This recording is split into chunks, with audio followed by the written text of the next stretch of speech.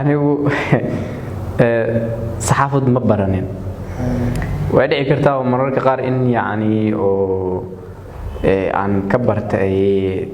groupyo ama meel online inaan wax aan ka barto casharo aan ka qaatayo aadaabta iyo qaabka hadalka inaan waxoogaa ka bartay way dhici kartaa oo aan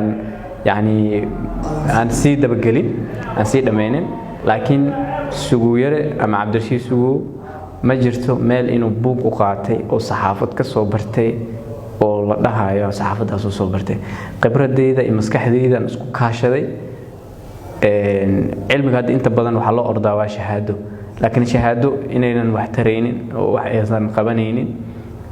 ayaan anigu is aaminsiiyay qofka shakhsiyadiisa iyo maankiisa wax ka guuxay inuu soo diyaarsado hadii ay warar tahay hadii ay barnaamij gaar ah tahay in adiga aad soo bandhigan karto wax bulshada ay ku haysiiso waxa jiro dad badan oo aan arkay aan shahaado dugsi hoose aan haysanin iska daa dugsi dhexe iyo sare oo haddana ka gaaray nolosha meel sare nolosha marka aad meel sare aad ka gaartid ay wax baran kartaa dad doonto marka meel aan ka barto malaha saxaafadda wayahay xagee ku dambeysay idana ololihii aad ku wacyigelin jirtay dhalinyarada boqortooyada beesha ma ahan dhalinyaradaas oo kaliya ma ahan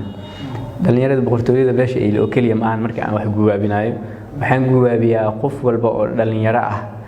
ee fikirka aan aaminsanahay ila aaminsan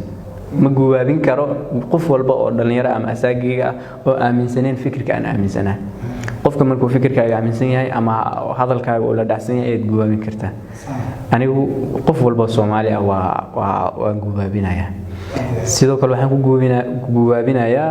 wuxuu Ilaahay nagu guwaabiyay nabigiisana nagu soo dhiibay oo ah ka fogaanshaha waxyaabaha Alla naga reebay u dhawaanshaha waxyaabaha Alla nagu amray midaan oo baraha bulshada waxba guwaabin jirta qabiilka ay tahana qabiil waa guwaabin jiray waa sax waxaan u guwaamin jiray markaas dana qabiilka markaas quseeyo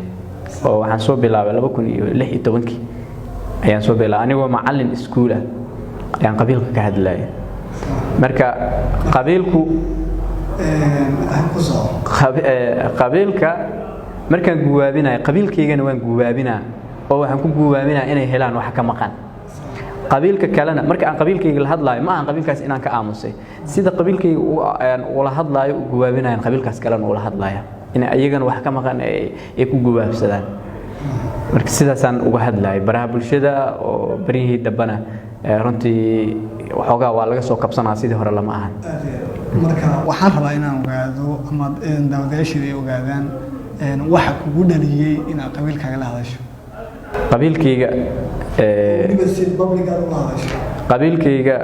wax igu dhaliyay inaan qabiilkayga si public aan ula hadlo sharciga igu dhaliyay oo wuxuu anigu waxaan ka soo jeedaa eeylo sida la igu abtirinayo hadda eeyla ka soo jeedaa nabiga kaleey salaatu wasalaam markii diintu u imaaday waxa la yiri waa andir cashiiratka al-aqrabiin horta ku qaraabadaada ugu digdiinta marka nin oo qabiilkiisiiba aan u edebsaneen qabiilka hadda ma ahay ma la hadli karo ma edbin karo waa in adiga qabiilkaaga la soo hadashaa hadii ay ku aaminaan qabiilkaaga qabiilka lagu ku aaminaa hadaynan qabiilkaaga ku aaminin qabiilka lagu aamini ma waa in marka wax igu dhaliyay waxay tahay marka inaan ani qabiilkayga si sharci ah aan oo la soo hadlo qabiilkayga guwaabiyo la hadlo waqtina aan geliyo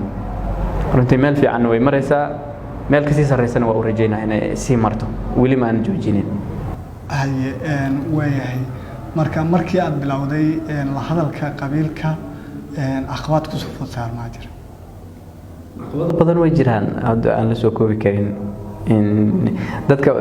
caqabadaha hadii aan dhaho dad caadi oo direct aan isu kulanay dad caadi oo direct oo xiriir ila soo sameeyay dad yani markii qaybta commentiga la fiira dad aan ku cilownay jira qabiilka markii la yiraahdo dad idhahaya jiraan qabiilkan dad aan ku nacnay dad hebel aan ku nacnay qabiilkan waa xun yahay aniguna waxaan dhahaa qabiilka ma xumee waa qabyaalada xun marka aan dhahayo qabiil hebel qabiilkayga aan ku faanayo markaas ay noqon kartaa qabyaalad laakiin marka aad adiga qabiilkaaga aad la joogtido eeyloism ay la ahaan u hadlayso oo aad waxaaga soo bandhiganayso faanidan u arkaa waaba sharaf qofka inuu qabiilkiisa marka dadku durminaysa markii aad dad ku duminaysid ama qabiilkaaga aad rabtid inuu qabiil kale ku duulo taas qabyaalada isticmaalaysa oo markaasi waa dumis waay dumiskaasna waxa ka imaanaya laba beelood oo kale inay isdagaalaan oo mid uu dhinto qof la dilo qofkii qof dilana markaasi waxay noqonaysaa jariime iyo cadiim weyn marka anaga dadka fikirkeyga wuxuu ku saleysan yahay nooleen in dadka la nooleeyo haddii maanta aan hal qof fikir ka dhaadhiciyo oo qofkaasi qaato waa man axyaaha fakaannama axya annaasa jamiican dadka oo dhan anuu nooleeyay la mid tahay sidaas aan qabiilkayga u hadlaa waayahay badanaa waxaad si aad u taageertaa maamulkan Hirshabeelle